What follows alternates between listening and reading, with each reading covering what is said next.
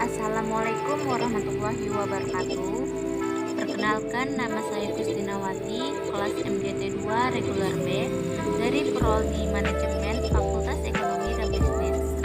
Di sini saya akan menjelaskan materi tentang pelajaran manajemen koperasi dan UMKM. Ruang lingkup manajemen koperasi. Pada pengertiannya, manajemen itu adalah ilmu dan seni untuk melakukan tindakan guna mencapai tujuan.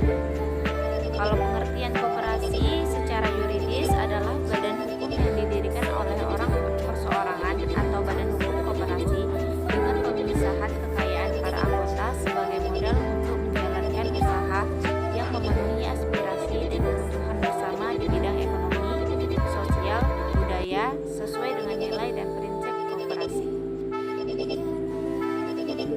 Tugas manajemen koperasi itu ada 3. Yang pertama menghimpun, yang kedua mengordinasi, yang ketiga mengembangkan keseluruhan potensi yang ada. Kriteria koperasi menurut Hadal tahun 1985 yaitu yang pertama kelompok koperasi. Kelompok koperasi itu adalah kelompok individu yang sekurang-kurangnya mempunyai kepentingan yang sama atau tujuan yang sama. Yang kedua, swadaya kelompok koperasi, yaitu kelompok individu yang mewujudkan tujuannya melalui suatu kegiatan yang dilakukan secara bersama-sama. Yang ketiga, perusahaan koperasi, yaitu dalam melakukan kegiatan bersama dibentuk suatu wadah, yaitu perusahaan koperasi yang dimiliki dan dikelola secara bersama untuk mencapai tujuan yang sama. Yang keempat, promosi anggota, yaitu perusahaan koperasi yang terdapat dalam organisasi tersebut mempunyai tugas sebagai penunjang untuk meningkatkan kegiatan ekonomi. Motif berkoperasi ada 2, yaitu motif sosial dan motif ekonomis. Motif sosial ada 3, yaitu hidupnya bermanfaat bagi orang lain. Yang kedua, diakui keberadaannya oleh masyarakat. Yang ketiga, ikut dengan kecenderungan tersebut. Untuk motif ekonomis ada 3. Yang pertama, memperoleh harga pelayanan. Yang kedua, terbantu usaha yang dijalankannya. Yang ketiga, memperoleh bagian sisa hasil usaha atau SHU. Jika koperasi ingin menarik anggota, maka koperasi harus memiliki keunggulan khusus agar mampu berkompetisi dengan baik. Keunggulan koperasi lahir dari sistem organisasi dan manajemen yang efektif, di mana keadaan tersebut dapat terwujud manakala sumber daya manusia memiliki kompetensi dan tanggung jawab yang cukup untuk mendukung usaha ke arah itu. Dikaitkan dengan karakteristik, tujuan dan prinsip koperasi, maka keunggulan koperasi harus diarahkan pada yang pertama, ketangguhan koperasi sebagai organisasi gerakan swadaya. Yang kedua, ketangguhan koperasi sebagai badan usaha dalam penugasan pasar. Ketangguhan koperasi sebagai organisasi gerakan yang tumbuh dari bawah sangat ditentukan oleh tingkat kepedulian anggota. Fungsinya sebagai pemilik untuk turut dalam proses perkembangan koperasi. Jadi kesimpulannya, koperasi itu adalah suatu usaha atau badan hukum yang memiliki tujuan untuk memenuhi dan meningkatkan taraf hidup anggota dan orang-orang yang lainnya. Materi kedua, perangkat organisasi koperasi. Yang pertama, kita masuk unsur-unsur organisasi. Yang unsur-unsurnya yang pertama, keanggotaan koperasi, yaitu salah satu unsur yang menentukan dalam organisasi koperasi. Dalam pasal 26 disebutkan bahwa yang pertama, anggota koperasi merupakan pemilik dan sekaligus pengguna jasa koperasi. Yang kedua, keanggotaan koperasi tercatat dalam daftar anggota. Yang ketiga, keanggotaan koperasi bersifat terbuka bagi semua yang bisa dan mampu menggunakan jasa koperasi dan bersedia menerima tanggung jawab keanggotaan. Unsur kedua yaitu rapat anggota. Rapat anggota ini merupakan perwujudan kehendak para anggota untuk membicarakan segala sesuatu yang menyangkut kehidupan dan pelaksanaan kegiatan koperasi serta memiliki segala wewenang yang tidak diberikan kepada pengawas atau pengurus dalam batasan yang ditentukan dalam undang-undang. Unsur ketiga yaitu pengurus. Pengurus merupakan perwakilan anggota koperasi yang dipilih melalui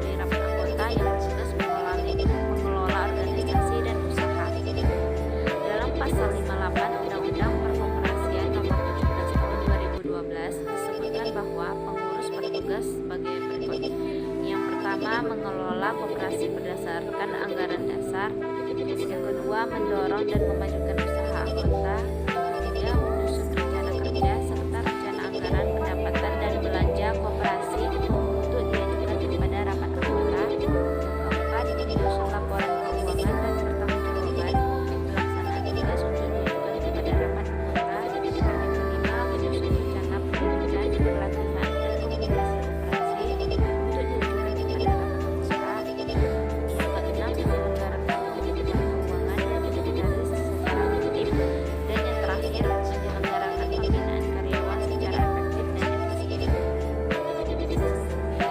Yang unsur terakhir yaitu badan pengawas. Pengawas adalah perangkat organisasi yang dipilih dari anggota dan diberi mandat melakukan pengawasan terhadap jalannya roda organisasi dan usaha koperasi. Tugas pengawas koperasi menurut Ruli Indrawan tahun 1993 yaitu memiliki posisi strategis, mengingat secara tidak langsung posisinya dapat menjadi pengaman ketidakjujuran atau ketidakprofesionalan pengurus. Lalu kita masuk pelaksanaan fungsi manajemen oleh tim manajemen. Yang pertama, perencanaan.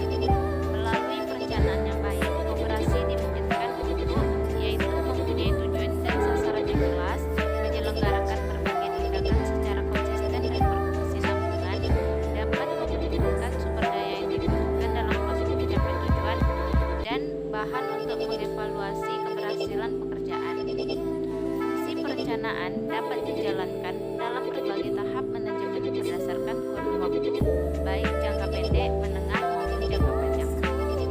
Yang kedua, pengorganisasian. Pengorganisasian merupakan proses penghimpunan sumber daya organisasi ke dalam sebuah mekanisme tugas sehingga terbaginya beban tugas serta tanggung jawab kepada unit-unit kecil dalam struktur keorganisasian. Hasil kerja fungsi ini yang dapat dilihat adalah pada struktur organisasi dan pembagian tugas atau job description. Yang ketiga, penyelarasan. Penyelarasan adalah usaha untuk pencapaian harmonisasi kerja antar unit dalam struktur dan mekanismenya. Tiap unit sebaiknya adalah bagian yang menyatu dengan bagian yang lain. Selebihnya daripada itu, unit yang lain adalah pendukung bagi pelaksanaan kerja unit lainnya. Yang keempat, pengawas. Pengawasan adalah usaha untuk menjaga agar pelaksanaan pekerjaan tidak menyimpang baik dalam proses maupun hasil pekerjaan. Pengawasanlah yang mengendalikan agar tindakan yang dilakukan tetap sesuai dengan standar prestasi. Bila terjadi indikasi penyimpangan, maka perlu dilakukan langkah-langkah untuk memperbaiki tindakan. Selanjutnya, pengelola atau manajer.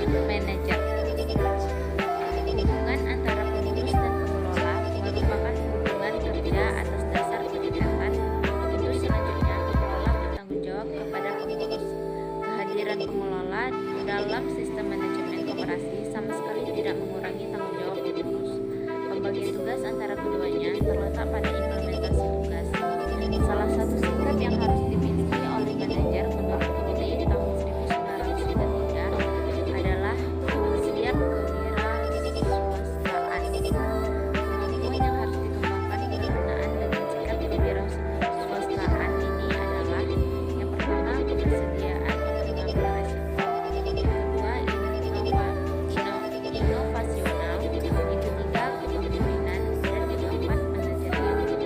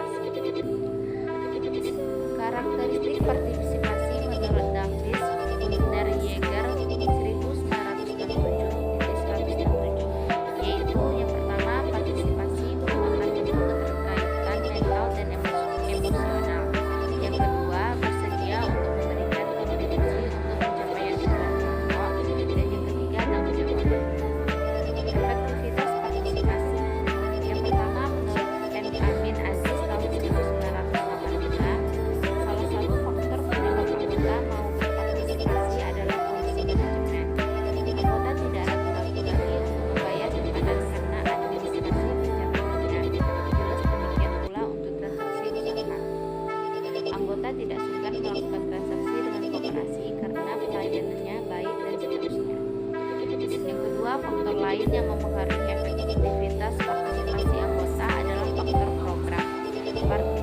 Partisipasi akan efektif bila program sesuai dengan keinginan dan kebutuhan anggota. Kaitan partisipasi dengan keberhasilan usaha ada tiga. Terdapat tiga manfaat yang diperoleh anggota dari usaha yang dikembangkan oleh koperasi, yaitu yang pertama, sisa hasil usaha bagian anggota, yang kedua, harga pelayanan, dan ketiga, kontribusi pada usaha anggota. Kita masuk materi selanjutnya, yaitu manajemen pemasaran internal koperasi. Tugas perusahaan koperasi di pemasaran internal. Tugas perusahaan koperasi di pasar internal ini adalah memberikan pelayanan terbaik kepada anggotanya, sehingga anggota mendapatkan manfaat atas hubungan bisnisnya dengan perusahaan koperasi.